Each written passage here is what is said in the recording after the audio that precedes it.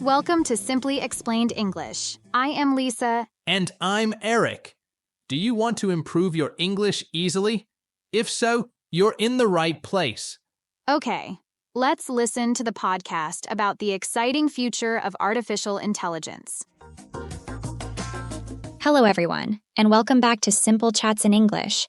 Today, we have a very exciting topic, the evolution of artificial intelligence, or AI.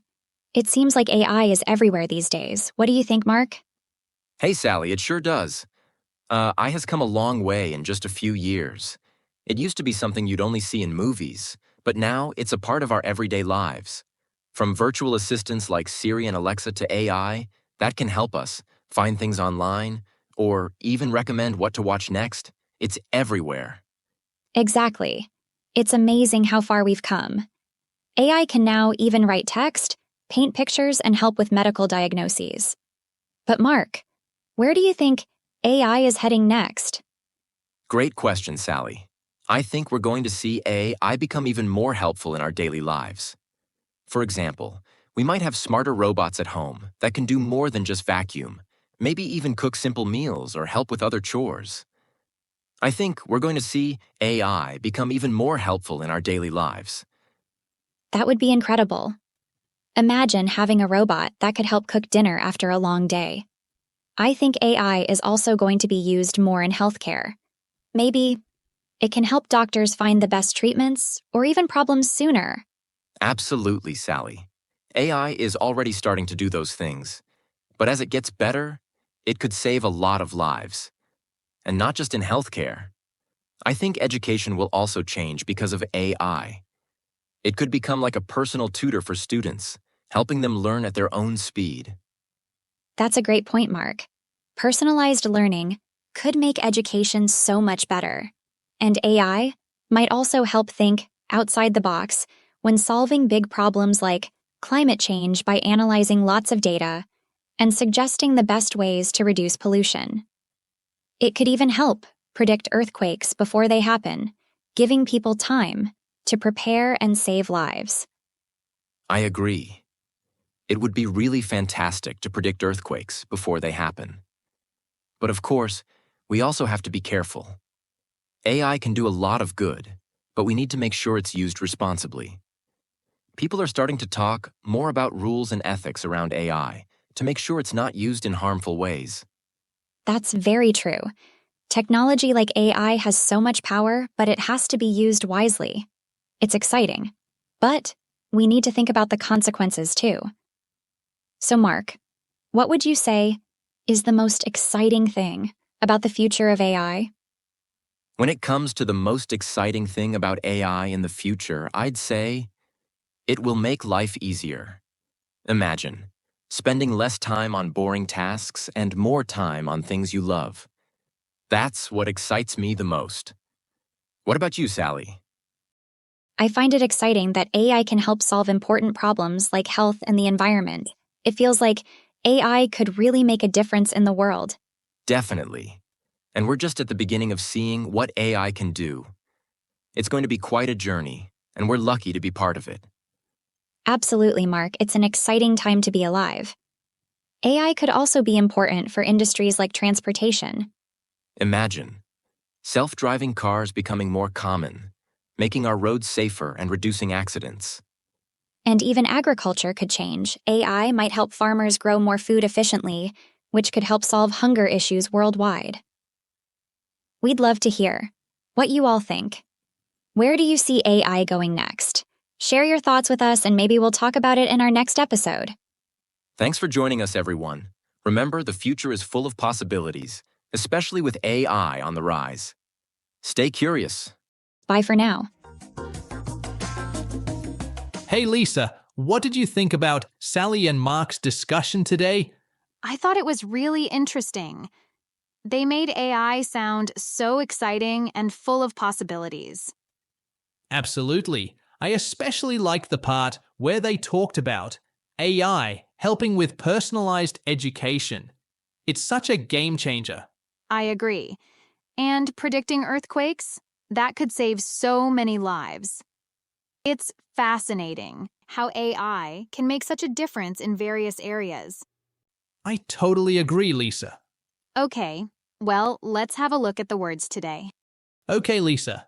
The first word today is harmful. Then we will continue with to head and when it comes to. Then have come a long way.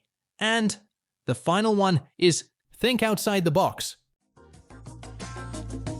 Let's start with the first word, Today's first word is harmful. harmful. First, let's hear how it is used in the podcast. People are starting to talk more about rules and ethics around AI to make sure it's not used in harmful ways. Harmful. I think I've heard this word before, but what does it mean, Eric? Harmful is an adjective that means causing harm or damage. It's something that can hurt you, another person, or even the environment. It describes things that are bad or dangerous. For example, we can say, smoking is harmful to your health. Got it. Smoking can hurt your body, so we say it's harmful. That's right. Here's another example. Eating too much junk food is harmful to your body.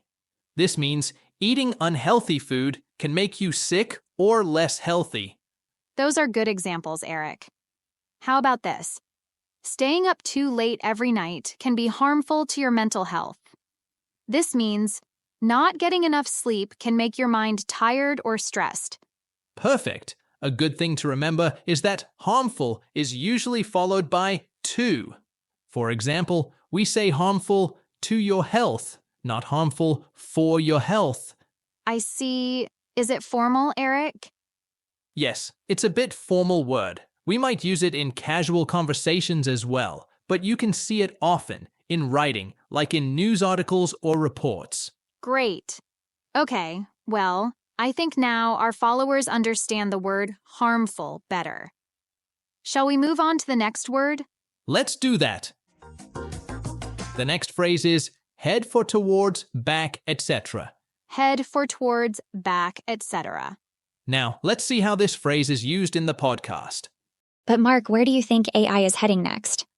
To head is a phrasal verb. It means to move or go in a particular direction. We use it to describe where someone is going, often the direction you are going. Okay, what if I say, I'm heading to the park? Does it mean I'm going to the park? Is it correct? It's correct, Lisa. You can use it with to as well. Now, let's use it with some other propositions. She is heading towards the school. This means she is going in the direction of the school. That's clear. Another example could be, we are heading back home now. This means we are returning to our home. That's right, Lisa. What about the ship was heading for Cuba, Eric? Sure, you can use it in that way as well. Let's summarize it. After head, you can add words like for, towards, or back to show the destination or direction. That makes sense. Is this phrasal verb formal or informal? It is neutral, Lisa. You can use it in both formal and informal situations. For example, in a work setting, you can say, I'm heading back to the office.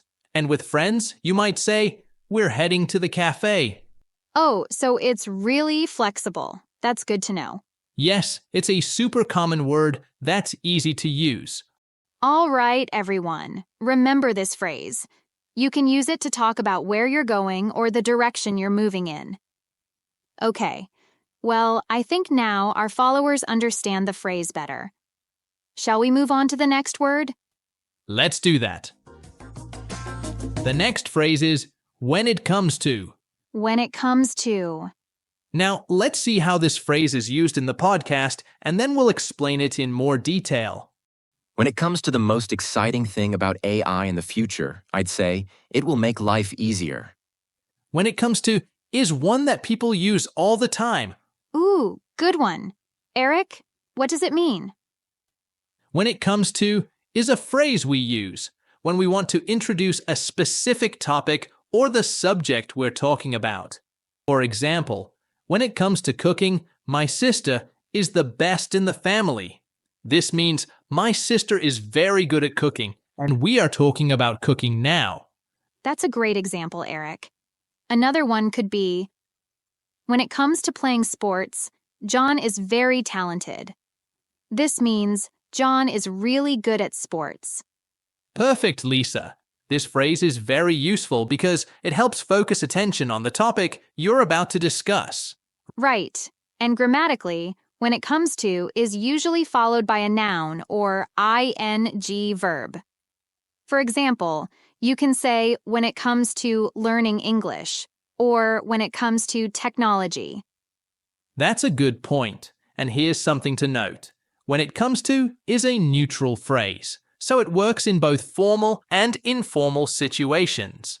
So we can use it in casual conversations like, when it comes to pizza, I always choose pepperoni.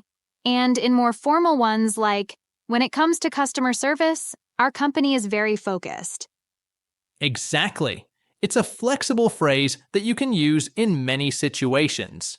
Okay, well, that's all for the phrase when it comes to. Let's move on to the next word. The next word is have come a long way. Have come a long way. Let's hear how Mark used it. AI has come a long way in just a few years. Have you heard this phrase before, Lisa? Oh, yes. I hear it a lot in movies and conversations. But let's break it down so our listeners can really understand it. Have come a long way is an idiom, and it means to make a lot of progress. You can use it to talk about improvement in skills, personal growth, or even how things have changed over time. For example, if someone used to be bad at playing the piano, but now they're amazing, you could say, "Wow, you've come a long way." Ah, so it's about showing how much better someone or something has become. I like that. For instance, if your English speaking skills have improved, you could say, "My English has come a long way since I started listening to this podcast." Nice one, Lisa. Here's another. This city has come a long way.